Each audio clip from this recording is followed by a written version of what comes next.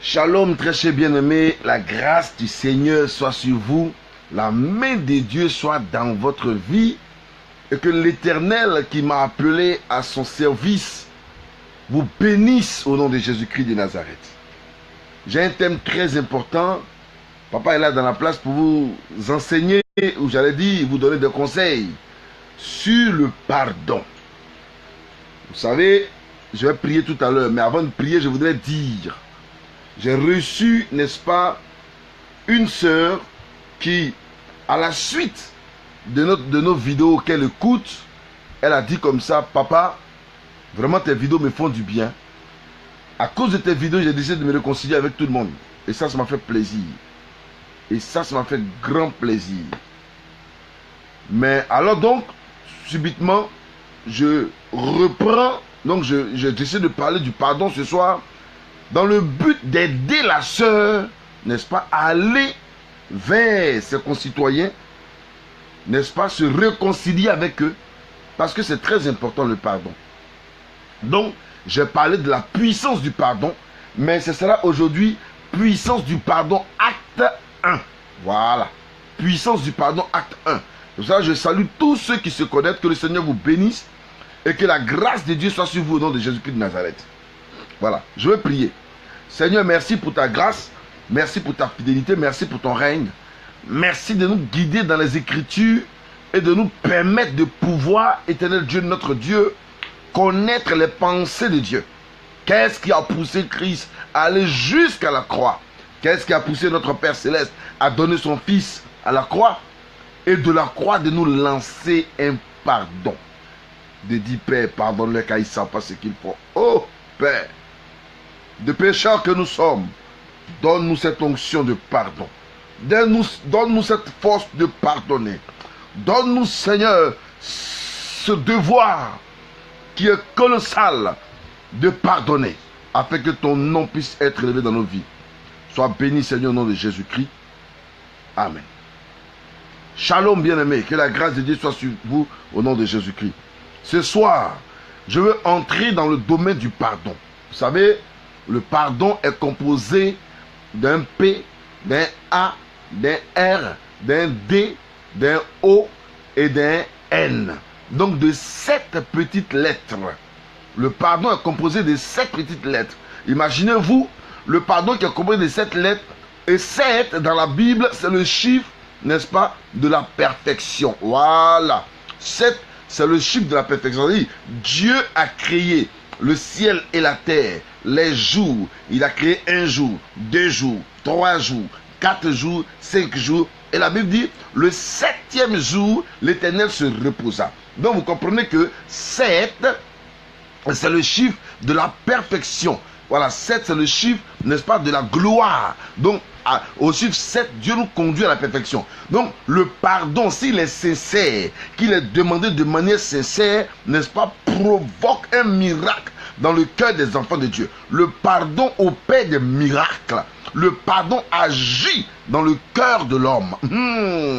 C'est pour cela que Dieu bénisse tous ceux qui se connectent maintenant et que sa grâce soit sur vous au nom de Jésus-Christ. Voilà. J'ai décidé de parler du pardon. Je vais rester simplement dans le livre de Psaume, sans parler même du Nouveau Testament ou sans parler de la Genèse, machin, mais nous reviendrons de temps en temps toucher les autres vertus. Alléluia. Le pardon est très important. Il faut qu'on arrive à manifester le pardon dans notre cœur. Le pardon avec autrui. Parce que Christ nous a pardonné. Imaginez-vous que nous, êtres humains, nous avons péché contre Dieu. Nous, êtres humains, nous sommes mauvais, nous sommes méchants. Mais Dieu nous pardonne quand même. Mais pourquoi à notre tour, on ne peut pas pardonner à autrui? Pourquoi à notre tour, on ne peut pas manifester le pardon? Pourquoi à notre tour, c'est difficile pour nous de pardonner à nos frères, à nos soeurs, à nos amis? Et puis on a la haine dans le cœur. Aujourd'hui, si les nations sont détruites, c'est la haine qui est en train de détruire les nations. Hein? Aujourd'hui, si on parle des djihadistes, des ceci, des cela, mais c'est la haine qui les a formés. Vous voyez? C'est la haine là qui provoque et qui crée ce kiss en nous et qui nous fait ressembler à des monstres. Vous voyez? La haine. Il n'y a pas Quand on dit quelqu'un est un sorcier là, il n'y a pas plus grande sorcellerie que la haine. Quand tu as la haine de quelqu'un dans ton cœur, tu es déjà un sorcier. Parce que la haine dans le cœur, dans ton cœur, ça veut dire que tu as mis la personne en prison dans ton cœur. C'est-à-dire que la personne ne doit pas réussir. Donc quand tu entends parler de la personne, tu veux seulement entendre de mauvaises nouvelles de la personne. Vous voyez, quand le pardon n'existe pas, tout ce que la personne fait, on veut seulement que ça soit mauvais. On veut que Dieu le tue. On veut que Dieu l'assassine. On veut que Dieu exauce notre prière et que la personne meure sur le champ. Mais nous constatons, malgré toutes ces choses-là, que par moments, malgré la haine manifestée, malgré la haine que nous introduisons dans notre cœur, l'exaucement tarde à venir. Parce que Dieu n'est pas haine. Dieu n'est pas dans la haine. Dieu n'est pas un sujet de haine. Dieu n'est pas avec notre haine. Parce que la haine est mauvaise. Voilà. Shalom bien-aimé. Dans le psaume 25, le verset 11. C'est là que nous commençons. Dans le psaume 25, le verset 11. Dans le psaume 25, le verset 11, il est écrit ceci. C'est à cause de ton nom, ô Éternel, que tu pardonneras mon iniquité, car elle est grande. Alléluia. Dans le psaume chapitre, n'est-ce pas, 25, le verset 11, David dit, Seigneur, c'est à cause de ton nom que tu pardonneras mon iniquité, car elle est grande. Il commet de l'iniquité. Quand on parle du péché et de l'iniquité, l'iniquité c'est, si vous voulez, le péché continuel. C'est-à-dire, tu ne veux pas laisser ça. Tu es dedans seulement. Mais David dit, Seigneur, je sais que je suis dedans. Mais dans une manière où je sais que je suis dedans la paix. Je sais que tu peux me pardonner. Mais quand tu vas me pardonner là, non, c'est à cause de ton nom que tu me pardonneras. David, c'est à cause de ton nom. Il dit même pas, c'est à cause de ton nom que tu vas pardonner mon péché. Hein, parce que le péché est différent de l'iniquité. Mais il dit simplement, c'est à cause de ton nom, n'est-ce pas, que tu vas pardonner mon iniquité. C'est-à-dire, mon péché que je répète tous les jours là, Seigneur, c'est à cause de ton nom. Sinon, je ne mérite pas de vivre. Je ne mérite pas d'exister. Je ne mérite pas, oh Dieu, n'est-ce pas, d'exister, mais à cause de ton nom, n'est-ce pas, tu me pardonnes mon iniquité. Tu me pardonnes mon mal que je fais tous les jours. Mais à cause seulement de ton nom, bien aimé, le pardon est une force. Et ceux qui ont le pouvoir de pardonner, ils vivent longtemps. Oui, ils vivent longtemps. Ceux qui ont la force de pardonner, la grâce de Dieu est qu'avec eux. Dieu augmente encore à leur jour. Dieu augmente encore à leur identité. Et ça leur permet de connaître la gloire de Dieu. Ça leur permet, n'est-ce pas, de comprendre, d'avoir le cœur de Dieu. Et que le Seigneur vous bénisse. Et David reconnaît que son péché est grand. David reconnaît que son iniquité est grande. Et David dit ceci, car elle est grande. Qu'est-ce qui est grand? Son iniquité est grand. Son péché est grand. C'est-à-dire, tous les jours, il a bafoué la présence de Dieu. Mais il dit à Dieu, Seigneur, je sais que tu m'accorderas ton pardon. Mais tu ne m'accorderas pas ton pardon à cause de ma manière de parler. Tu ne vas pas m'accorder ton pardon parce que je suis toujours dans l'église. Tu ne vas pas m'accorder ton pardon parce que je suis bien habillé. Ou bien parce que j'ai une Volkswagen. Ou bien parce que j'ai une voiture 10 places. Ou bien parce que j'ai construit un château. Ce n'est pas parce que j'ai construit un château, Seigneur, que tu vas me pardonner. C'est pas parce que j'ai bâti ton temple, mais tu vas me pardonner à cause de ton nom. Ouh, alléluia. Dieu pardonne, mais il pardonne à cause de son nom. Pour ne pas que son nom salisse, pour ne pas que son nom se détruise. Donc si Dieu t'a pardonné un jour, glorifie-le parce que c'est à cause de ton nom, à cause de lui son nom qu'il t'a pardonné. C'est pour cela que, mes amis, quand tu fais du mal à une personne, écoutez-moi bien ce que je vais vous dire ce soir, parce que c'est une grande révélation. Quand tu fais du mal à une personne, regarde, souvent on dit non, tant qu'il ne vient pas me demander pardon, et toi tu es qui me peut me demander pardon? C'est vrai, on peut demander pardon parce qu'il t'a fait un mal, il peut me demander pardon. Mais celui à qui il doit plus demander pardon, c'est l'Éternel des armées. C'est celui qui nous gère. C'est l'alpha et l'oméga, le premier, le dernier, le commencement et la fin de toutes choses. Notre pardon doit aller à l'Éternel. C'est-à-dire, si je me suis réconcilié avec Dieu, il doit chercher maintenant à me réconcilier avec les hommes. Parce que si je suis réconcilié avec Dieu, ça me permet d'avoir une large vue pour pouvoir me réconcilier avec les hommes. Regardez, celui qui sent que son péché est pardonné peut s'approcher des autres pour leur dire la vérité. Voilà. Nous prenons le psaume 32, verset 1. Dans le psaume 32, verset 1, David dit ceci. Heureux celui à qui la transgression est remise, à qui le péché est pardonné. Vous voyez? Donc dans le psaume chapitre 32, le verset 1, David dit, heureux celui à qui la transgression est remise, à qui le péché est pardonné. On est toujours en train de condamner des personnes parce qu'ils ont commis un péché une fois, parce qu'ils sont tombés une fois, parce qu'on sait qu'une fois ils ont couché avec une femme ou ils ont couché avec un homme. Est-ce que vous savez même que la personne peut-être qui a péché une fois là, le Seigneur lui a déjà pardonné? Et si le Seigneur lui pardonne, toi homme, qui es-tu pour condamner encore la personne? Vous savez, l'homme est tellement méchant que quand il te découvre dans un péché, il souhaite même que tu restes dans le péché, il souhaite que tu meurs dans le péché, il souhaite que Dieu se sépare de toi, il souhaite que l'Éternel ne te parle plus, il te dit que toi là, tu es une personne vulgaire, donc tu es une personne avec qui Dieu n'est pas. Mais qu'est-ce que tu en sais, bien-aimé? Qu'est-ce que tu en sais, toi qui condamnes les autres? Qu'est-ce que tu en sais, toi qui condamnes les autres? Regarde, le péché qu'il a commis là, il est allé devant le trône de Dieu, il est allé pleurer devant son papa l'a exaucé. David dit, heureux celui à qui la transgression est remise, à qui le péché est pardonné. David, même quand il parle de ça, il connaît. C'est pas David qui a tué la femme d'Uri. Il a tué Uri, le mari de... il a tué Uri. Il a tué Uri pour taper sa femme. Un bandit de grand chemin. Toi, tu t'en vas tuer quelqu'un à cause de sa femme. Parce que tu veux marier sa femme, tu t'en le tuer. David a tué Uri et puis il a pris la femme d'Uri. Mais quand le jour où David a été pardonné, il s'est réjoui devant le trône du Père. Parce qu'il s'est ressaisi et il s'est mis devant le trône du Père. Il a pleuré devant Dieu. Il s'est dit quoi? Même la plus grande prostituée, son péché est plus petit que le mal que j'ai fait. Est-ce que vous comprenez un peu? Mais ça a permis à David de prendre une réflexion et de parler à Dieu et de pleurer devant Dieu. Et l'Éternel a pardonné à David. Mes amis, les gens condamnent, ceux qui condamnent veulent condamner. Parce que l'homme a aujourd'hui le cœur tellement méchant que quand il n'est plus avec toi, il veut que tu meurs. Quand tu n'es plus dans son affaire, il veut que tu sois détruite. Il veut que voiture te cogne. Il veut que tu meurs par je ne sais quoi. Ça même, c'est les pasteurs qui sont les plus puissants dedans. Oui, les pasteurs sont les plus puissants dedans. Excusez-moi si j'en parle. Oui. Quand tu quittes un pasteur, que tu n'es plus avec lui, ou bien qu'un chrétien quitte une église, il n'est plus dans cette église-là, tout le bonheur qu'on lui souhaite, là, c'est qu'il meurt. Tout le courage qu'on lui souhaite, là, c'est que des mauvaises choses lui arrivent. Pourquoi on est méchant comme ça? Il y a eu des moments où on a dérapé.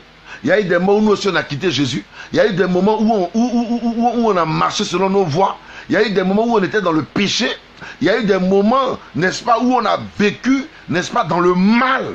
Il y a eu des moments où on a vécu, n'est-ce pas, dans des situations, dans des abominations.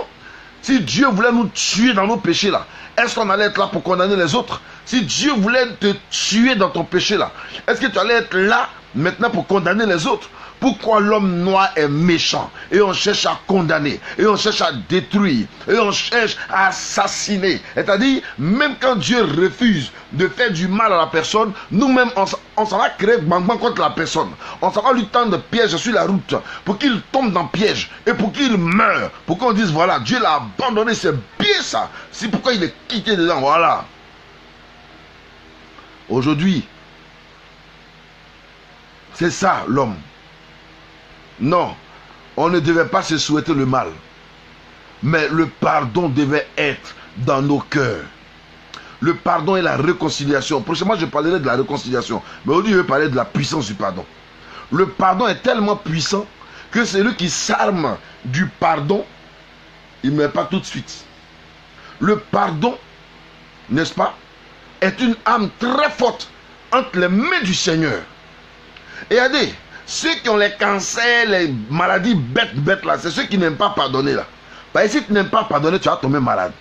Si tu n'aimes pas pardonner ton orgueil et la haine qui est dans ton cœur là, ça va devenir cancer, ça va devenir plaie de ventre, ça va devenir bobo douman, ça va te créer des problèmes graves. C'est la haine dans le cœur là qui devient maladie spirituelle.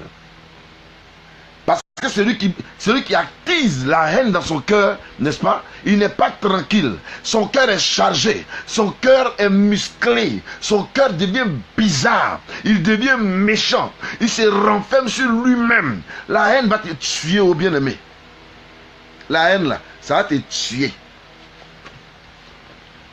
Si tu n'en as pas la haine dans ton cœur, oh, tu vas voir que ce n'est pas Dieu qui va descendre pour te parler. Mais la haine qui est en toi, là, ça peut t'écraser, ça peut te tuer. Parce que la haine pèse plus que toi-même. La haine pèse plus que tes intestins. Pourtant, on ne le voit pas, mais il pèse. Nous continuons.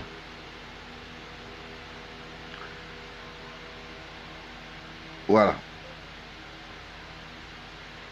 On était dans le psaume 32, verset 1. Le psaume 65. Je suis juste dans les psaumes. Hein. Aujourd'hui, je vous ai dit que je suis dans les psaumes.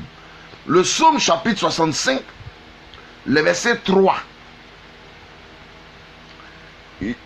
Psaume 65, c'est ça j'ai dit, hein, verset 3. Il dit ceci. On peut même dire le verset 4. Les iniquités m'accablent. Tu pardonneras nos transgressions, Seigneur. Les iniquités m'accablent, Seigneur. Tu pardonneras nos transgressions. Vous savez, vous voyez, il dit les iniquités m'accablent. C'est-à-dire, mon péché de tous les jours, là, ça est devant moi. Seigneur, ça me fait peur. Seigneur, ça me détruit le cerveau. Ça me détruit le cœur. Parce que je n'arrête pas de souffrir. Chaque jour, je suis hanté par mon péché. Je suis détruit par mon mal. Je suis détruit par ma situation. Mais Seigneur, accorde-moi ton pardon. Et il dit, David dit, il dit que tu pardonneras nos transgressions. Seigneur, tu pardonneras nos transgressions. C'est pour ça qu'il dit aux gens, arrêtons de nous condamner les uns les autres. Ta condamnation peut rien faire à quelqu'un. Oui. Oui, quand tu condamnes une personne, quand tu te mets à condamner une personne, est-ce que toi, Dieu t'a condamné? Je dis souvent aux gens, quand on se met à condamner une personne, est-ce qu'on s'est déjà rendu compte que nous aussi, on était sous le coup d'une condamnation? De vous qui m'écoutez là, ou de vous qui allez m'écouter demain, qui n'a jamais péché? Qui lève le petit doigt? Voilà. Nous étions tous des pécheurs, des menteurs, des violeurs, des pécheurs de première catégorie. Nous étions tous des prostituées. Qui n'a jamais péché? À part Jésus que nous connaissons, il y a qui qu'on connaît encore? Il y a qui qu'on connaît encore? Nous péchons à longueur de journée. Nous péchons par notre mental. Notre tête pêche. Notre intelligence pêche. Parce que nous avons créé une chambre forte dans notre tête où nous nous mettons chaque jour à parler des autres, à blâmer les autres, à insulter les autres. Nos yeux pêchent. Parce que nos yeux, aujourd'hui, à longueur de journée, même à la télévision, on voit des gens nus. Oui, à la télévision, on voit des gens nus. Aujourd'hui, la pornographie, c'est où? La pornographie, c'est sur Internet. Tous ceux qui ont Internet chez eux, vous pensez que même il y a des pasteurs qui ont Internet chez eux. Au lieu de faire de bonnes choses avec ça, c'est pornographie, ils s'en vont regarder. C'est porno, ils s'en vont regarder.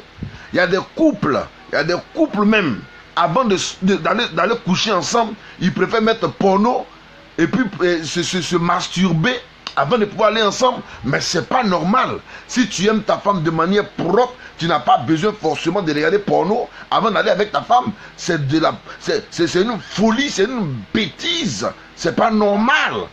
On dit les pécheurs, ceux qui ne connaissent pas Dieu, sont en train de forniquer. Et c'est ça qui t'inspire, toi aussi en tant que chrétien. Aujourd'hui, on n'est qu'à mettre les gens nus devant toi. Toi, chrétien, même en tant que machette, tu penses que ça va pas. Ça va rien te faire.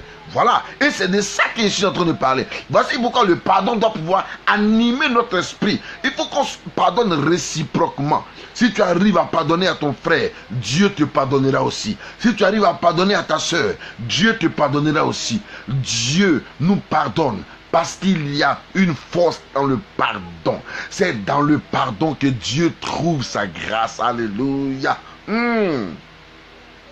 Nous provoquons chaque jour le courroux de Dieu. Et Dieu nous accorde son pardon. Retournons, allons toujours dans le psaume 85, le verset 2. Mais dans certaines versions, c'est le verset 3. Donc psaume 85, verset 2. Mais dans certaines versions, c'est le verset 3. Voilà. Tu as pardonné l'iniquité de ton peuple. Tu as couvert tous ses péchés. Tu as pardonné l'iniquité de ton peuple. Tu as couvert tous ses péchés. Mes amis, mes amis, mes amis. Regardez, ce qui me plaît dans ce texte de Psaume 85 là, la Bible dit Dieu a pardonné l'iniquité de son peuple. C'est-à-dire, et il a couvert son péché. Si Dieu peut pardonner l'iniquité d'un peuple, tout un peuple, c'est même pas une seule personne, mais tout un peuple qui appartient à l'Éternel, Dieu couvre leurs péchés. C'est-à-dire Dieu les sanctifie, Dieu les purifie, il les pardonne. N'est-ce pas merveilleux cela? Pourquoi Dieu peut avoir la capacité de pardonner et nous non? Pour qu'est-ce qui attise la haine en nous? La haine là, c'est attisé par quoi? Parce qu'il a payé son vélo, il ne t'a pas donné, tu n'es pas monté dedans aussi, tu veux le tuer encore de ça. Oui. La haine conduit à la mort, mais le pardon conduit à la vie. Parce que le pardon est un mot de 7 lettres. Un mot de 7 lettres. Et c'est le chiffre de la perfection. C'est la chose la plus parfaite. Regarde, quand tu pardonnes à une personne, c'est comme un gros fardeau tu as enlevé sur ta tête qui est tombé. Et tu deviens un être puissant. Un être que l'Éternel lui-même sonde, béni au nom de Jésus-Christ de Nazareth. Dieu veut restaurer ta vie, mais la haine est trop dans ton cœur. Dieu veut te bénir, mais la haine est trop dans ton cœur. Libère ton cœur et tu vivras. Il y en a là même là, ils vivent là. Il n'y a même pas chair sur leur peau, il n'y a même pas chair sur eux. Ils sont pas flocons comme ça, ils ont maigri jusqu'à... Parce que la haine les a tourmentés. La haine tourmente. La haine tourmente. Il faut manifester le pardon. Il faut toujours pardonner. Un cœur qui pardonne, c'est un cœur qui ne peut jamais attraper ulcère. Non, jamais. Un cœur qui pardonne, c'est un cœur qui tombe rarement malade. Oui, oui, oui. Imaginez-vous bien. Quand moi comme ça, je suis quelqu'un, quand je me lève, si je suis trop fâché, le lendemain je tombe malade. Mon organisme ne supporte pas. Donc quand je me lève aujourd'hui comme ça, que je suis fâché, c'est que demain là, la semaine qui suit là, il y a un malade forcé. Et lundi son nom, le pasteur tombe malade, c'est qu'il me suis énervé mal. Et puis il tombe malade. Donc je ne supporte pas la colère, je ne supporte pas la haine en moi. Mais si je garde, mais ça me rend malade. Donc pourquoi y est gardé?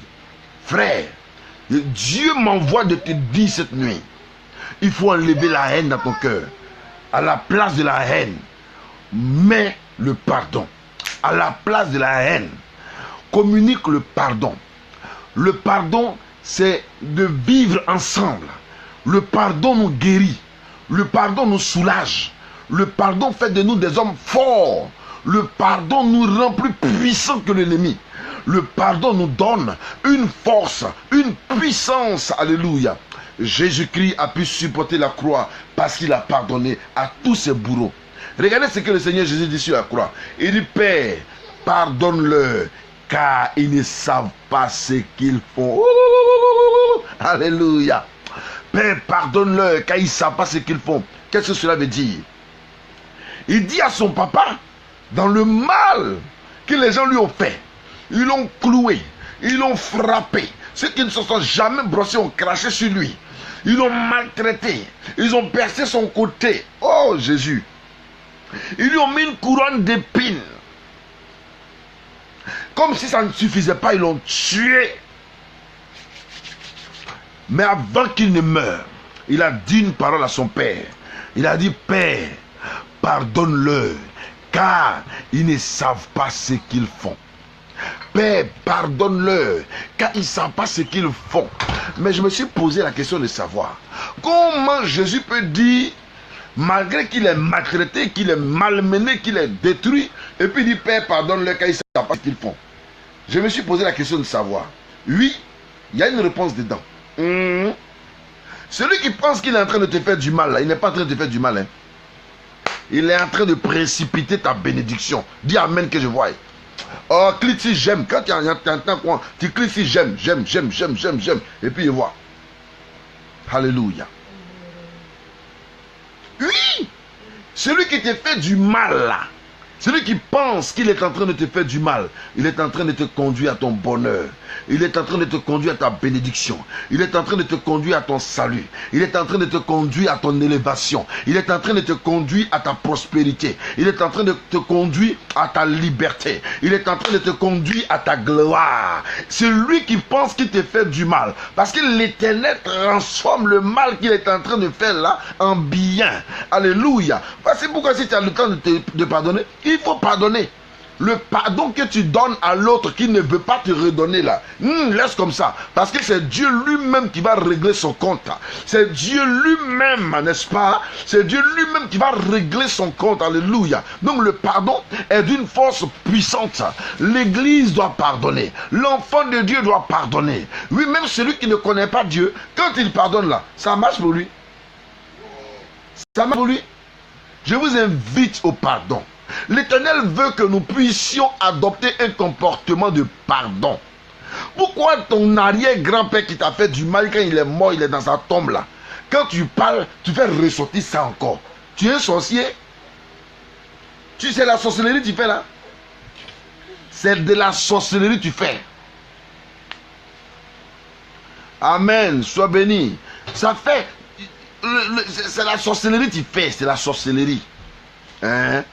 Pourquoi toi, vous étiez enfant, et puis ton cousin là, il t'a fait mal. Vous étiez enfant, il t'a fait mal. Pourquoi ça est dans ton cœur jusqu'à tu as 40 ans, tu as 50 ans aujourd'hui? Pourquoi? Vous étiez enfant, peut-être mais qui n'a même pas fait exprès, peut-être mais qui regrette. Maintenant toi ça est dans ton cœur. Oh lui là, si il réussit là, c'est que j'ai lui montré. Si tu réussis, faut que tu réussis là non. Faut lui montrer ce que tu veux lui montrer, ça va finir. Si tu réussis là, il faut lui montrer, ça va finir. Parce que tu penses que toi aussi là, tu n'as pas fait mal à Dieu. Si Dieu voulait te montrer, ça va finir là. Tu penses que tu allais exister? Tu penses que tu allais exister? Tu penses que tu allais vivre? Tu penses que tu allais être là sur la terre? Toi aussi un jour tu as fait mal à quelqu'un, faut te rappeler de ça. Donc le pardon est quelque chose de très important. Dans les couples, il faut se pardonner mutuellement. Monsieur doit pardonner à madame, madame doit pardonner à monsieur. Et c'est le pardon qui peut faire grandir un couple, qui peut donner de l'importance et une vocation puissante à un couple. Mais un couple qui sont chien et chat, c'est-à-dire, ils ne se parlent que quand c'est pour faire sexe. Quand c'est pour ce mouroupan là, ils sont d'accord. Là, ils sont ensemble. Mais, quand c'est pour autre chose là, ils ne se parlent pas. Monsieur dépose l'argent du marché sur la table, comme si ça dressait un bois. Soyez délivrés ce soir au nom de Jésus-Christ de Nazareth. Tu déposes l'argent sur le bois là, c'est à ta bonne qui a déposé. Quand vous êtes dans la chambre là, enlève ton argent, dis ma chérie, aujourd'hui je veux qu'on mange sur aubergine. Et puis tu lui donnes. Elle te dit non chérie, l'argent que tu as donné là, ça ne peut pas faire sauce aubergine, elles ne sont pas fait sauce clé avec. Vous échangez, vous discutez. Et puis vous avancez. Hein? Il a dit à quelqu'un, nous les hommes, nous sommes des menteurs. Quand deux personnes, un couple et une femme, un monsieur et sa femme, ils dorment sur le même lit là. Hein? Et puis ils disent qu'ils ne se pardonnent pas, ils ne se parlent pas. Mais quand c'est l'heure de faire autre chose là, tu vas voir, le monsieur là, il dort jusqu'à il n'arrive pas à dormir parce qu'il a envie de sa femme. Donc qu'est-ce qu'il va faire? Il dort Il fait semblant, là il n'est pas en train de dormir, la femme n'est pas en train de dormir. Oh, les deux font semblant, les deux sont en train de ronfler. Mais ils ne sont pas en train de dormir. Parce que chacun veut faire quelque chose la nuit là. Donc il va faire quoi? L'homme va faire exprès, il va jeter main si brasser l'homme, la femme là-bas. Si la femme n'a pas réagi, qu'elle a laissé comme ça, ça fait 1 point, 1-0. Deuxième point, il va jeter son pied là-bas. Si elle n'a pas réagi, il va faire comme ce jour-là, comme s'il dort mal. Il va se retourner, attraper la femme là, brou. Genre, il est en train de dormir. C'est un menteur. Il veut quelque chose, hein. Il veut quelque chose. Il veut quelque chose. Vous voyez, l'homme est comme ça. Donc, si on peut se réconcilier, pourquoi on ne se réconcilie pas? Pourquoi on ne se réconcilie pas? Dans les nations, si on peut se réconcilier, pourquoi on ne se réconcilie pas? Nos dirigeants, nos présidentiables, ceux qui sont à la tête des nations, si on peut se réconcilier, pourquoi on ne se réconcilie pas? Le pardon est une force. C'est pour cela, quand il y a des gens, celui qui a tué hier, même s'il demande pardon, il faut accepter. Et puis quoi? Le pardon, c'est une force. Mais c'est seulement quand il n'y a pas de pardon que c'est dangereux. Quand il n'y a pas de pardon que c'est dangereux. Le pardon est une force terrible. Dieu veut, et il a créé le pardon pour réconcilier les hommes entre eux. Pour réconcilier les personnes entre elles-mêmes. Il a créé le pardon pour réconcilier l'homme avec l'homme. C'est-à-dire, nous-mêmes, nous sommes là. On doit se réconcilier avec nous-mêmes. Il y a des gens, par exemple, ils ne se plaisent pas. Ils se disent, par exemple, pourquoi même Dieu m'a créé dans la famille à Bobolé même? Pourquoi Dieu m'a créé dans la famille pauvre? Moi là, si Dieu là, il ne m'aime pas, pourquoi il ne m'a pas créé dans la famille riche? Sois délivré au nom de Jésus-Christ de Nazareth. C'est dans la famille qui peut te supporter là. C'est là-dedans tu es né là. Oui, oui. Où tu vas te sentir bien là. C'est là que tu es né. Qui t'a dit qu'il n'y a pas de personnes de famille pauvres qui deviennent riches? Qui t'a dit qu'il n'y a pas de personnes de famille, n'est-ce pas, bas qui deviennent riches? Donc chacun doit comprendre que le pardon est une force, une puissance. Donc il faut savoir demander pardon. Il faut savoir demander pardon. Le pardon que tu demandes, ça ne t'enlève rien. Au contraire, ça détruit ton orgueil. Au contraire, ça détruit la maladie en toi. Ça détruit la haine en toi. Ça détruit, n'est-ce pas, beaucoup de choses. Allez voir un peu. Le pardon est une force. Dieu nous aime. Et apprenons à bénir le nom du Seigneur. Je continue mon texte. Il dit aujourd'hui on est dans le psaume. Hein. Je continue. Par rapport au pardon. Voilà. On était dans le psaume 85. 86 c'est ça non? Voilà. Hein, voilà. Car tu es bon. Le psaume 86 verset 5. Psaume 86 verset 5 dit ceci. Car tu es bon Seigneur. Tu pardonnes. Tu es plein d'amour pour tous ceux qui t'invoquent. Alléluia. Hey. Il n'a pas dit que Seigneur, voici. Il dit Seigneur, car tu es bon. Est-ce que Dieu n'est pas bon? Dieu est trop bon. Dieu est trop bon. Il fait vivre, il fait pleuvoir sur la maison des justes et sur la maison des méchants. Il est trop bon. Dieu est trop bon. Il donne de l'importance à notre vie. Il est trop bon. Hein? Il est trop bon. Il a donné du pétrole aux Arabes. Il est trop bon. Aïe. Oh, il a donné du pétrole. Même on dit, oh, il donne. Quand ça pétrole, ça sort là-bas seulement. Aïe. Hein. Dieu est bon. Mais qu'est-ce qu'il dit? Dans sa bonté, il dit, Seigneur, tu pardonnes. Tu es plein d'amour. Dieu, c'est le plein amour. Dieu, c'est le plein succès. Dieu, c'est le plein gloire. Dieu, c'est le plein élévation. Donc, vous comprenez que Dieu, c'est la plénitude. Alléluia. Il est tellement bon que si son fils, si son enfant sait s'approcher de lui, il lui accorde son pardon.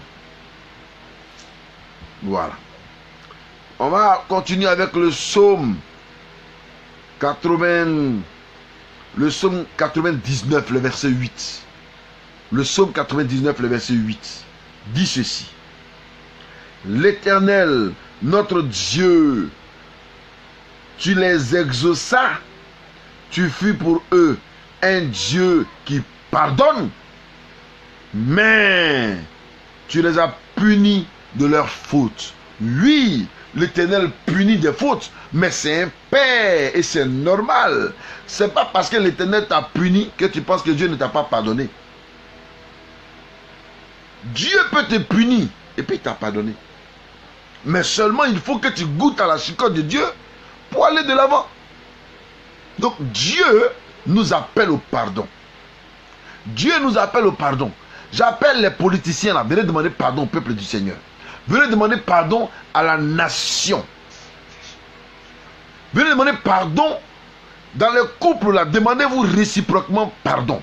C'est le pardon qui fait marcher un couple. C'est le pardon qui fait marcher la société. Si on ne peut pas se demander pardon, la société ne peut pas aller de l'avant. C'est pour cela, vous êtes des amis, demandez-vous pardon réciproquement. Vous êtes une famille, frères et sœurs, demandez-vous pardon réciproquement. Si tu as mal fait à un, tu peux en être beaucoup. Quelqu'un peut dire, tu as marché sur mon pied, tu n'as pas vu dedans. Vous voyez, même quand on demande pardon, on dit, Seigneur, pardonne mes fautes, pardonne Seigneur mes péchés. Même ceux que je les ai faits sans m'en rendre compte, il faut me les pardonner. Donc, tu peux demander pardon au Seigneur à cause d'un péché ou à cause même de ce que tu ignores que tu aurais fait, mais qui serait un péché.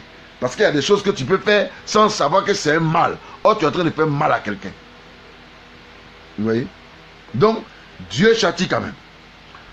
Mais dans le psaume 130, le verset 4, il dit, mais le pardon se trouve auprès de toi afin qu'on te craigne. Le pardon se trouve auprès de Dieu pour que nous puissions craindre le Seigneur. Mes amis, il faut apprendre à pardonner. Il faut apprendre à demander pardon. Parce que dans le pardon se trouve la force. Vous voyez, c'est comme le pardon est comme j'allais dire, une grâce que Dieu a foutue. Il a caché ça dans le pardon. Et dès que tu pardonnes à quelqu'un, ton bagage devient léger. Ton sourire devient réel. Alléluia. Alléluia. Je me souviens une année, un frère, il est maintenant décédé. Il s'appelle Kwame Pierre. Je ne sais pas qu'est-ce que j'avais fait à ce frère. Nous étions à la mission des flambeaux. Mais un jour, il m'a convoqué devant le conseil disciplinaire de l'église. Pour des fautes que je n'ai pas commises. Pour des choses que je n'ai pas faites. Je ne sais même pas de quoi le frère parle. Mais mes amis, le frère, allait parler mal de moi. Et puis, je suis assis quoi. Et puis, il écoute. Maintenant, mon père me dit, mais là, il est en train de parler là, hein, devant le conseil, il faut te défendre. Tu dis quoi? Il dit, je n'ai rien à dire, papa. Quoi? Il dit, je n'ai rien à dire. Demandez pardon au frère. Peut-être que j'ai fait des choses sans me rendre compte. Peut-être que mon comportement, ma manière de marcher l'a scandalisé. Demandez-lui pardon. Le frère même était conscient que je n'avais rien fait. Les pasteurs et le conseil ne croyaient pas trop en ce qu'il disait. Mais il était très authentique et très vivace dans ce qu'il disait. C'est des gens comme les gens qui mentent, les gens, on dirait un juif là. Si tu vois le gars mentir, tu vas penser que c'est la vérité qu'il est en train de te dire. C'est comme un garçon qui cherche une femme.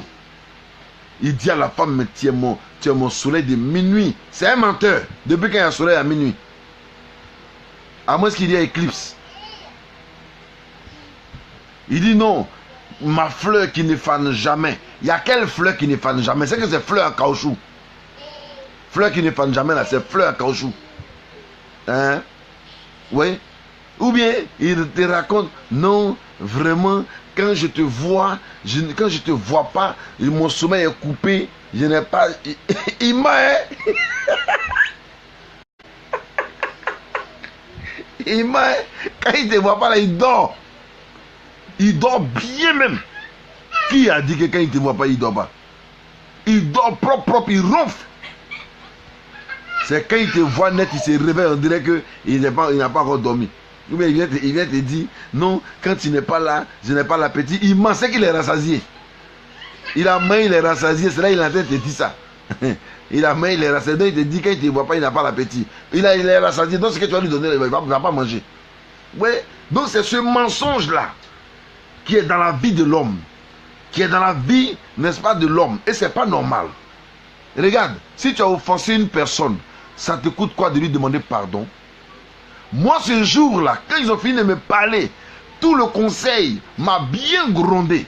Je n'ai même pas dit un mot. La seule chose qui est sortie de ma bouche, le seul mot qui est sorti de ma bouche, demandez-lui pardon. Je veux lui demander pardon au frère. Mais il a fini de demander pardon. Il a fini de demander pardon. Tout le monde dit, mais elle a dit demande pardon. Mais là, donc tu reconnais que tu as fait ça. Il dit, je n'ai rien à dire. Demandez-lui pardon. Mais mes amis, quand il a fini de demander pardon, quand tout le monde il a dit demande pardon, le frère s'est mis à genoux, il a commencé à pleurer. Et puis il pleure mal, on dirait injure. Il a commencé à pleurer. Ouais, on dit mais il y a quoi? Elle a dit demande pardon, il faut laisser affaire là. C'est quelle affaire qui ne finit pas, hein? Il a pleuré pendant au moins 20 minutes. À la fin, il vient attraper mes pieds. Il dit frère non, moi-même je te demande pardon. Frère, pardon pour ce que je t'ai fait, pardon. Et il dit non, on va pleurer. Je suis venu mentir sur toi. Tout ce qu'il a dit là c'est faux, ne me croyez pas. Je suis jaloux de lui. Ouais. Donc par jalousie on peut mentir sur quelqu'un. Mais le pardon que j'ai employé là, ça l'a brisé. Ça l'a détruit. Le pardon que j'ai envoyé là, c'est une bombe que je lui ai envoyée. Demander réciproquement pardon, c'est mettre du feu ardent sur la tête de tes ennemis. Sur la tête de ceux qui veulent te détruire. Et toi, il faut leur demander pardon. Que tu aies raison, que tu n'aies pas raison. Si tu demandes pardon là, ça fait quoi? Est-ce que demander pardon, ça va t'enlever ton déguet? Ça va diminuer ton sac de riz? Ça va diminuer ton salaire au travail? Le fait que tu demandes pardon à quelqu'un? Oui, demander pardon te fait de toi une... arrange, conçoit ta personnalité. Demander pardon te permet de réussir là où on pense que tu ne peux pas réussir. Abandonne l'orgueil. Abandonne ton orgueil et demande pardon à ceux à qui tu dois demander pardon. Si celui-là pense que c'est à cause de toi que lui ne peut pas réussir aussi, c'est à cause de toi qu'il ne peut pas devenir quelqu'un, il faut lui dire pardon. À partir de maintenant, là, je te laisse tranquille. Je vais aller de l'avant. Pardon. Le pardon, c'est le seul mot que Jésus-Christ, sur la croix, a prononcé. Oui, c'est le seul mot qu'il a prononcé à la croix. Et quand il a dit, Seigneur, pardonne-le car ils ne savent pas ce qu'ils font. Les gens ne savent pas que le pardon que tu leur demandes te conduit à une liberté, à une gloire. Jésus dit dans sa parole que si quelqu'un s'en va te condamner, si quelqu'un s'en va t'envoyer en prison là, quand vous êtes sur le chemin du départ, quand vous êtes en train de partir là, il faut lui commencer à négocier. Il faut commencer à lui donner pardon sur la route. Il faut dire non, pardon, regarde, moi je te demande pardon. Je sais que j'ai mal fait. À toi, tu as le pouvoir. C'est toi qui es au pouvoir. Je te demande pardon. Il faut me pardonner. Il faut qu'on soit ensemble. Pardon. Hein? Pardon. Où on va la justice là? Il ne faut pas qu'ils vont me condamner. Ils n'ont qu'à diminuer mon problème là. Pardon. Si tu devais être condamné à 10 ans, ils vont enlever au moins 8 ans dessus. Ça va te faire 2 ans de condamnation. Même à la justice. J'ai déjà assisté à plusieurs machins de justice. On donne un verdict. Baï.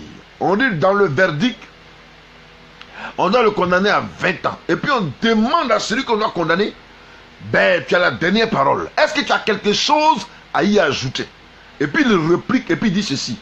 Je demande pardon. Je reconnais mon tort. Je reconnais ce qui m'est reproché. Mais je demande pardon. Dès qu'il demande pardon, le juge et les avocats, comment on appelle ça là, et ces gars, ça vont se revoir. Celui qui a demandé pardon là, on lui enlève encore 5 ans. C'est-à-dire de 10 ans. On peut lui donner même, on peut réduire sa peine jusqu'à 1 an. Parce qu'il a demandé pardon. On peut réduire son amende jusqu'à souvent à ne rien payer parce qu'il a demandé pardon. Est-ce que vous ne croyez pas que, est-ce que tu ne crois pas, toi qui m'écoutes, que le pardon peut te faire du bien? Tu ne crois pas qu'en demandant pardon à ton frère, pardon à ta soeur, ça peut vous réconcilier? Alléluia. Tu ne crois pas que le pardon peut solidifier votre amour? Amen, amen. Moi, je vais vous donner un témoignage de ma petite soeur. J'étais en Italie, ma petite soeur en France. Et des gens ont voulu nous mettre en palabre. Et ils ont dit à ma petite soeur que voilà, ton grand frère, il est contre toi, il est ceci, il est cela. Ils ont raconté des bizarreries à ma petite soeur. Et ma petite soeur ne voulait plus me sentir. Oh, je ne me reconnais pas dans tout ce que les gens ont raconté là. Je ne me reconnais pas dedans. Et j'ai dit à ma petite soeur, je viens. Et j'ai pris mon transport depuis l'Italie, je suis venu en France la voir. Quand je suis venu, je suis rentré dans sa chambre. Je me suis mis à genoux.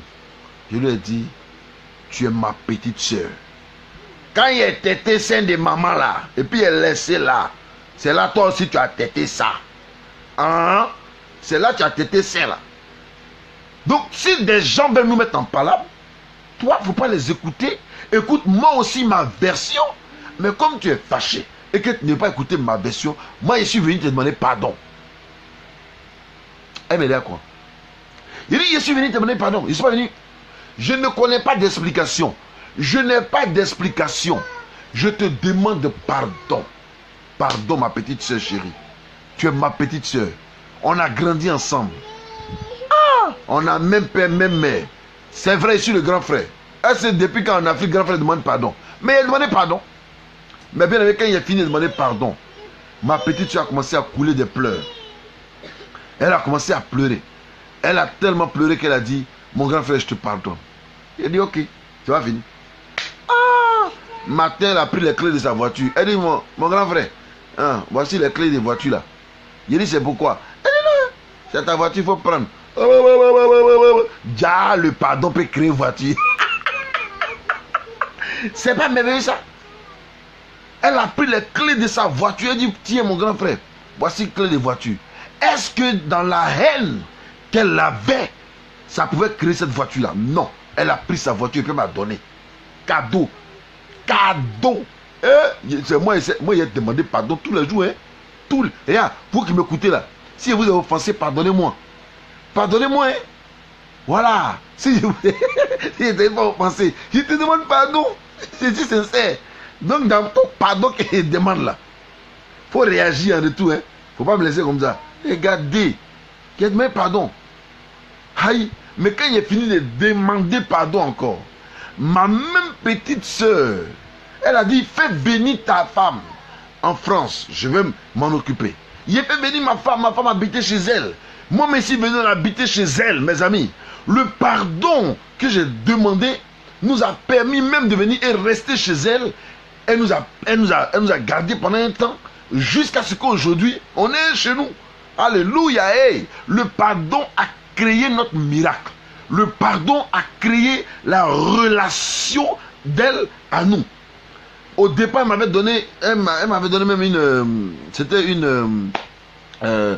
une Sentia, une Citroën Sentia. Mais après, aujourd'hui, par la grâce de Dieu, je suis en train de rouler dans une 7 places, une Toyota. Mais mes amis, le petit pardon qui a été demandé là, et c'est la même petite soeur encore qui m'a remis la voiture.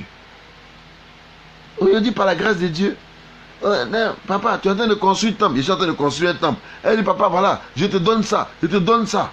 Elle me fait des offrandes importantes pour la construction du temple. N'est-ce pas merveilleux ça? Le pardon et la réconciliation ont créé le miracle.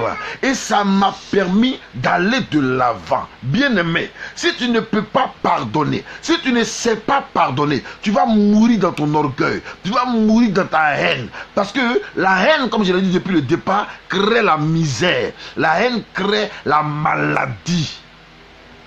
La haine rend malade. Tu seras toujours malade à cause de la haine dans ton cœur. Vous êtes là, il y a un problème cardiaque, mon cœur me fait mal, problème cardiaque. Qu'est-ce qui fait ça? C'est la haine qui crée ça. Tu emmagasines dans ton cœur là. C'est la haine qui fait ça. C'est pas quelque chose d'autre. J'ai ulcère. Ulcère. Qu'est-ce qui donne ulcère? Ulcère là, il y a quoi qui donne ulcère? Ulcère, c'est les pensées négatives. C'est les pensées négatives qui donnent ulcère. C'est ça qui nous détruit. Voilà. C'est les pensées négatives. C'est ce qui donne ça. Oh, il faut qu'on arrête. Dans le pardon, il y a une puissance. Et il faut qu'on arrive à demander pardon les uns avec les autres. Et qu'on se réconcilie les uns avec les autres afin de réussir avec Dieu. Afin de réussir avec Dieu. Ça fait quoi, monsieur, si tu demandes pardon à ta femme? Ça fait quoi? Ça fait quoi? Aïe. Mais ça fait quoi même? Ça fait quoi? J'ai eu souvent des problèmes avec ma femme. Et je suis venu, ma femme, pardon. Pardon, oh, pardon. Je te demande pardon. Aïe. Pardon de ça là. Miracle ça crée. Moi-même je connais. Moi-même je connais. Un homme pardonné est un homme heureux. Aïe. Tout le monde dit qu'il est grossi. Pourtant il ne mange pas. Hein. Actuellement je suis en jeûne. Depuis combien de jours. Mais j'ai grossi quand même. Le pardon ça fait grossir.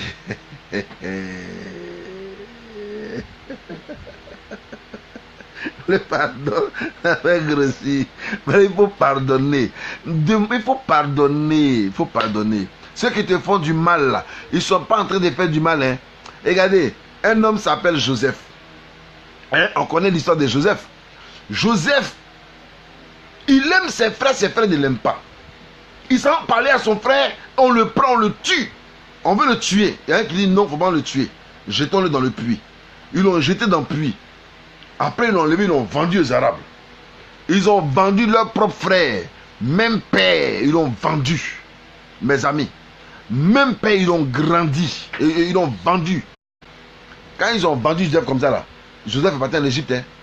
Mais mes amis, le jour où Joseph a vu ses frères, il a coulé des pleurs. Il a coulé des larmes. Parce que ses frères l'ont manqué. Il pensait qu'il n'allait plus jamais les revoir. Il pensait qu'il n'allait plus jamais revoir ses frères. Mais le jour où il les a vus, surtout quand il a vu son petit frère, il a coulé des pleurs. Quand Joseph s'est révélé à eux en tant que Joseph, ils se sont mis à genoux. Ils ont commencé à demander pardon. Joseph, pardon. Joseph, pardon. Joseph, pardon. Joseph, pardon. Pardon, Joseph, regarde. On n'a pas fait exprès. C'est pas moi. Hein. Ils ont commencé à s'accuser eux. Non, c'est lui. Il a dit qu'on a qu'à te vendre. C'est lui. Il a dit qu'on a qu'à te... C'est eux qui vont s'accuser. Les mauvais là. Joseph dit, hey, laissez tranquille. Vous n'avez rien fait de mauvais. Au contraire, Dieu vous a utilisé pour que je sois aujourd'hui premier ministre en Égypte. Regarde, la haine que quelqu'un a contre toi là, ça va te conduire à ton miracle. Il faut dire Amen. La haine que quelqu'un a contre toi, puis il veut te tuer là. Son pouvoir de vouloir te tuer là, ça va créer ta résurrection. Ils seront surpris. Parce que l'Éternel va les surprendre agréablement. Toi, réconcilie-toi toujours avec Dieu. Réconcilie-toi toujours avec les autres. Réconcilie-toi toujours avec ton entourage. Cherche à avoir un bon témoignage. Alléluia. Demande toujours pardon quand tu es dans une position où les gens pensent que tu les as blessés, tu les as blâmés. Il faut être toujours prêt à demander pardon. Il faut être toujours prompt à demander pardon. Le pardon ne gâte rien. Mais le pardon libère une grâce. Le pardon libère une force. Le pardon crée ton miracle. C'est pour cela que je parle à quelqu'un. Dans ton travail, tu as des problèmes et tu ne veux pas demander pardon. Ce n'est pas normal. Peut-être que Coin est contre toi. Ou Jérôme est contre toi. Demande pardon à Jérôme. Dis à Jérôme pardon. Ici là. Je suis venu gagner mon pain. Pardon. Si j'étais offensé là, je te demande pardon. Même s'il avait l'intention d'aller te tuer, il va changer d'avis. Oui, oui. Le pardon, ça fait changer d'avis. Le pardon, ça fait changer d'avis. Je répète, le pardon permet à tes ennemis de changer d'avis à ton sujet. Madame, pourquoi tu ne veux pas demander pardon à ton mari? Demande pardon à ton mari quand tu es en erreur. Ça fait quoi? La Bible dit que l'orgueil précède la chute. L'orgueil là précède la chute. Mais l'humilité précède la gloire. Dans un couple, si on ne peut pas se demander pardon mutuellement, c'est qu'on n'est pas fait l'un pour l'autre. Non, non, non. C'est parce que l'orgueil va nous emporter. L'orgueil va nous tuer. L'orgueil va nous déstabiliser. Il faut apprendre à demander pardon. Il faut apprendre à dire pardon. Le pardon que tu donnes, le pardon pour lequel on te poursuit, que tu émets, va confondre tes ennemis. Ça va confondre tes ennemis, hein? Voilà. Et donc, je demande au peuple du Seigneur de se réconcilier. Voilà. Je demande aux enfants de Dieu de demander pardon dans son entourage. Pardon à tous ceux que tu as fait du mal. Oh Seigneur, Seigneur, Seigneur. Et si vous êtes là que vous m'écoutez, Si je vous ai une fois fait du mal, pardonnez-moi. Je vous demande de manière sincère pardon. Parce que je sais que le pardon, là, non, ça donne la vie. Ça donne la vie. Le pardon a permis à Joseph d'émerger. Alléluia. Aujourd'hui, si le peuple d'Israël est venu habiter en Égypte, c'est à cause de Joseph. Il a pardonné à ses frères. Donc, quand il a pardonné, il dit non, on reste plus ici parce qu'il y a la famine. Allons en Égypte. Il a dit, ils ont dit zézé à cause de pardon. Maintenant, ils s'en vont en Égypte. Après la mort de Joseph, ils sont devenus esclaves. Aïe. Oui, mais Joseph est mort. Donc, ils sont devenus esclaves. Donc, le pardon, souvent, là, ça rend zézé. Quand tu es pardonné, tu es tellement content qu'il y a des laissés aller dangereux. Il faut te méfier. Si tu as donné pardon, il faut aller doucement. C'est vrai que tu as donné pardon, tu as donné une petite route, maintenant tu as gâté tout maintenant. Hein? Alléluia. Voilà, ma fille Lydie Déborah Blackson, elle dit, je profite de ce message pour demander pardon à tous ceux que j'ai offensés. Alléluia. Que Dieu te bénisse, ma fille. Que la grâce de l'Éternel soit sur ta vie. Voilà. Elle profite de ce message pour demander pardon. Pardon, pardon. Papa, pardon. Et les enfants, demandez pardon à vos parents. Vous les offensez tous les jours là. Demandez pardon à vos parents. C'est très important. Peut-être que tu as fait du mal à ton papa, tu as fait du mal à ta maman. Elle ne peut pas dire. C'est ça, toujours malédiction sort de leur bouche. Mais quand tu sais demander pardon, il n'y a rien à faire. Oh, je vais vous raconter encore une autre petite histoire de ma vie. Moi, ça me plaît de dire, de prendre des exemples concrets que moi-même j'ai fait. Voilà. Un jour, papa Mianci, il a voulu lui demander, il va vous dire. Les gens sont venus mentir sur moi que voilà, et là, lui, il veut gâter l'église, il veut prendre l'église, il veut monter coup d'état. Ils sont allés mentir comme ça aux vieux. Il n'a rien dit. En tant que j'ai géré l'église de Yopougon. Aïe. Qu'est-ce que les gens n'ont pas dit? Oh, j'étais en train de chercher à régler des problèmes très sérieux dans l'église. Donc j'ai laissé le problème comme ça. Et puis on a continué. Mais un jour, le vieux est venu dire voilà, et voilà ceux qui veulent partir. En tout cas, il a comme nos pères le font là. Il a mélangé tout le monde. Et puis c'est lui qui doit partir, n'est pas partir. Puis chacun est parti de son côté. Mais moi, lui, je ne suis pas parti. Et plus tard, vu que c'est moi qui ai convoqué la réunion, on m'a vu comme celui qui a instauré le mal. Au moins, il cherchait à arranger quelque chose. Donc, après, en fin de compte, j'étais obligé de partir. Parce que j'étais vu comme un démon. J'étais obligé de partir. Mais quand je suis parti, 3 mois, je dis bien 3 mois ont suffi. J'ai pris ma voiture, je suis venu chez mon papa, chez lui à la maison. Quand je suis arrivé chez lui, il était avec l'évêque Signé. Voilà, il se rappelle encore de cela. Donc, il y avait papa Mian, il y avait Sidney. Donc, papa Mian était en famille et puis je suis arrivé chez lui à la maison. Quand je suis arrivé, il était à table. Quand il m'a vu net, il dit hey, toi là, tu fais quoi ici? Il n'est pas ton. Sors de ma maison. Est-ce qu'il a écouté? Il n'a même pas écouté. Je suis rentré doucement. Il a salué, il ne m'a pas répondu. Et puis je me suis assis à la porte de son salon. Il était assis là. Je ne me suis pas assis sur une chaise. Je ne me suis pas assis sur un tabouret. Mais je me suis assis à même le sol. Et j'étais là. Quand il a fini de manger, il voulait passer pour entrer dans sa chambre. J'ai attrapé ses pieds. Je me suis mis à pleurer. J'ai dit, papa, pardon. Pardon le vieux, pardon. Pardon, pardon. Il dit, pardon, pourquoi? Tes amis sont partis, non, va derrière eux. Il dit, le vieux, pardon. Pardon. Non, je n'étais pas venu dans le but de recommencer à prier avec lui. Ce n'était pas mon intention. Mais mon intention, c'était qu'il puisse demeurer un père. Qu'il puisse demeurer un père. Je ne veux pas briser la relation entre lui et moi. J'ai attrapé ses pieds et j'ai commencé à pleurer. Il a commencé à me cafouiller comme un père sait le faire. Il a commencé à m'insulter de tous les noms. Mais pour moi, je ne faisais que pleurer. Sa femme lui a dit en ce temps-là, papa, c'est ton fils, il faut lui pardonner. C'est papa Sidney Yoboué qui s'est levé, qui a dit, ah, c'est quoi Mais il faut écouter le petit là. Il est venu t'écouter, il est venu te parler, il est en train de s'humilier comme ça. Il faut pardonner au petit là, il pleure trop, il faut lui pardonner. Si le vieux père Sidney, s'il se rappelle encore, il saura ce que je suis en train de dire. Et puis, c'est là que Nia m'a dit, bon, assieds-toi. Il m'a levé, il m'a fait asseoir dans son fauteuil. Et puis il m'a dit, qu'est-ce que tu veux dire, papa, je te demande pardon.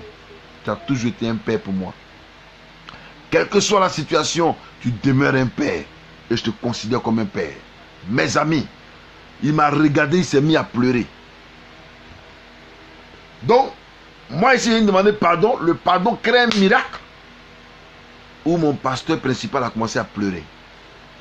Et moi, nous tous, on a commencé à pleurer. Et c'est un pleur ça là, c'est moi, il a fait ça bien même.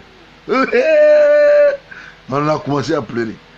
Et on a tellement pleuré qu'à la fin, quand il s'est mis à prier, il a dit, Seigneur, toutes les malédictions que j'ai proférées contre lui, j'annule cela au nom de Jésus. Tu m'entends là-bas? Amen. Ô Père, agis, manifeste, je le bénis. S'il n'était pas venu demander pardon, la bénédiction, ça allait m'atteindre. Ça n'allait pas m'atteindre. Vous qui êtes assis dans votre orgueil, vous n'allez pas demander à pardon à vos parents. Tu es là et puis toi tu ne parles pas avec ton papa, tu ne parles pas avec ta maman. Petit, maman, c'est pas bon, hein. C'est une malédiction. Ah oui, il faut te réconcilier avec tes parents. C'est très important. Il faut te réconcilier avec ta famille. C'est très important. Oui. Et puis aussi vous les parents, vous pensez que les parents ne doivent pas demander pardon à leurs enfants? Vous pensez que papa et maman ne doivent pas demander pardon à leurs enfants? C'est zéro ça. Oui, vous aussi pouvez demander pardon aux chers parents. Vous pouvez demander pardon. C'est très important. Peut-être que l'enfant ne sait même pas que vous lui avez fait un tort, ou vous lui avez caché quelque chose, une destinée. Ah oui, l'enfant ne sait pas que vous l'avez caché, par exemple, une situation que vous lui avez faite durant son enfance. L'enfant ne sait même pas. Il est là et puis il a ça dans sa tête. Il a ça dans sa tête et puis il tourne avec ça. Demandez-lui pardon. Parents, demandez pardon. Parce que vous aussi un jour, vous étiez enfant et vous avez eu des parents. Mais si vos parents n'ont pas réussi à vous demander pardon, qu'ils sont morts dans le péché, vous ne mourrez pas dans les vôtres. Demandez pardon à vos enfants. Voilà. Quand tu prenais jugement du petit frère pour donner au grand frère, c'est du bien que tu as fait au grand frère. Tu as rendu grand frère là petit et puis tu as pris petit frère pour devenir grand. Ah, parents, il faut demander pardon. Il faut demander pardon aux enfants là. C'est très important. Le pardon est le fondement de toute bénédiction. Voilà. Merci beaucoup. À Siongbon. Voilà. Le pardon est le fondement de toute bénédiction. Il faut demander pardon. Hein? Donc demandons-nous réciproquement pardon. Il y a des pasteurs qui ne demandent pas pardon. Ce n'est pas normal. Pour moi, chaque fin d'année, un pasteur devait faire son bilan, ou bien chaque 6 mois, ou bien une fois par mois, demander pardon à son peuple. Parce que souvent, Dieu n'a pas parlé, on dit Dieu a parlé. Ainsi parle le Seigneur. Oh, Dieu n'a même pas parlé. Mais on veut attirer l'attention des gens. Ce n'est pas normal. Mais quand Dieu a parlé là, ça doit être clair que Dieu a parlé. C'est pour cela que j'invite, très chers bien-aimés, très chers pasteurs, à savoir aussi demander pardon à leur peuple, aux fidèles que Dieu leur a donnés. Ce sont nos enfants. Demandons-leur pardon réciproquement. Demandons-leur pardon un peu très souvent, pour qu'ils se sentent eux aussi à l'aise. Un peuple n'est pas fait pour qu'on puisse les mater seulement. Oh bon, vous êtes des pécheurs, vous allez mourir. Si tu ne payes pas ta dîme, tu meurs. Je dis que si tu ne vas pas à l'église, tu vas mourir. C'est quoi tout ça là? Apprenons à demander pardon au peuple du Seigneur. Nous les avons blessés aussi. Peuple de Dieu, vous aussi, apprenez à demander pardon à vos pasteurs. Vous critiquez trop les pasteurs, vous critiquez trop même. Trop. Championnat colo. Vous critiquez trop, vous êtes champion dedans. On doit vous jouer Champions League avec des gens. 1, 2, 3, c'est vous qui sortez de l'église et vous venez parler de vos pasteurs. Mais le pasteur là, qu'est-ce qu'il croit même? Moi, s'il fait comme ça, je ne viens plus à l'église. Si tu ne viens plus à l'église, on s'en fout de toi. Il y a quoi? Tu penses que sans toi, l'église va vivre? Aïe. Un jour, j'ai apporté une vidéo. Vous qui n'avez aucun respect pour les pasteurs là, j'ai apporté une vidéo dessus. Aïe. C'est pas parce que le pasteur, toi, vous mangez dans le même bonbokolo laquelle tu ne vas pas le respecter. C'est pas parce que vous dormez ensemble que tu n'as pas de le respecter. C'est pas parce que vous marchez ensemble que tu n'as pas de le respecter. Il est ton ami, c'est vrai. Mais il faut lui donner le respect qui lui est dû. Parce qu'il est serviteur de l'Éternel. Il est serviteur du Dieu vivant. et il est là pour te conduire à la vie. Vous n'avez pas vu que quand un chauffeur est dans son taxi, souvent on met derrière éviter de parler au conducteur. Vous n'avez jamais vu ça? Un serviteur de Dieu, c'est un conducteur. Il est en train de te conduire. Maintenant, si tu l'embrouilles avec tes histoires bêtes là, avec tes critiques sauvages là, avec tes non-respects là, si tu l'embrouilles avec ça, comment il va te conduire à la vie? Comment il va te conduire à la parole? Comment il va te conduire dans les bonnes choses? Il ne te conduira pas dans les bonnes choses parce que tu n'as pas été sage pour demander pardon à l'homme de Dieu. Tu n'étais pas réconcilié. Tu n'as pas réglé les problèmes comme il se devait. Donc, bien-aimé, c'est la même chose, j'en parle aussi, pour vous qui avez des patrons, pour vous qui travaillez dans les sociétés. Vous êtes chaque fois en train de parler, tu es là toujours en train de parler mal de ton patron. Hein? Si tu parles mal de ton patron, tu dis mon patron il est mauvais, il sera mauvais pour toi, il sera mauvais pion, et c'est toi qui l'aurais provoqué.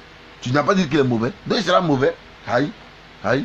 Donc, vous qui travaillez avec vos patrons là, chaque fin d'année, ou bien chaque mois, ou bien une fois chaque 3 mois, allez demander si vous avez offensé, si vous avez fait des choses, cherchez.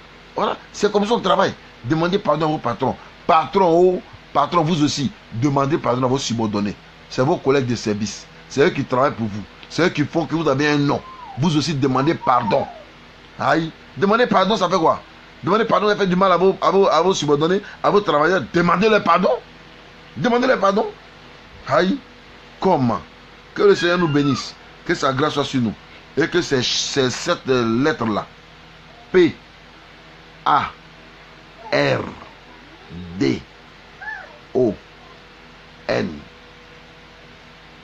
puisse nous éclairer. Puisse nous éclairer. Le pardon est très important. Pardonner, c'est le socle de la vie. Pardonner crée un miracle. Que le Seigneur nous bénisse. Et que sa grâce soit dans notre vie. Au nom puissant de Jésus-Christ de Nazareth. Je vous aime. C'est pour cela que je vous parle du pardon. Pardonne-moi si je t'ai offensé. Mais je voulais juste que tu comprennes cela. Et que Dieu te bénisse.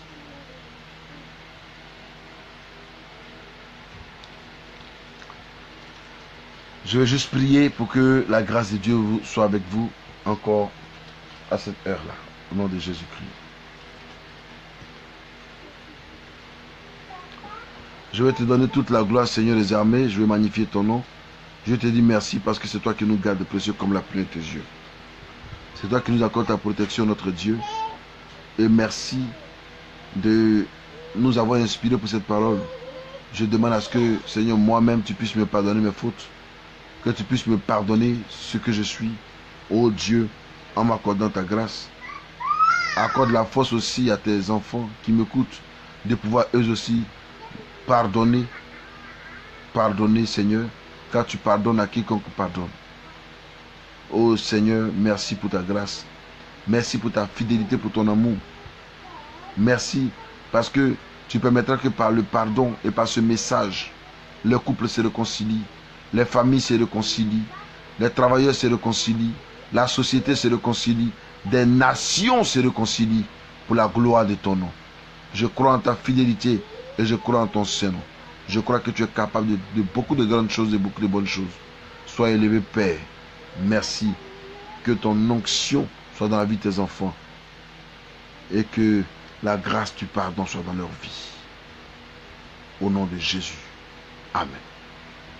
Shalom, bien-aimés. Que le Seigneur vous bénisse. Je vous aime très fort. Mouah.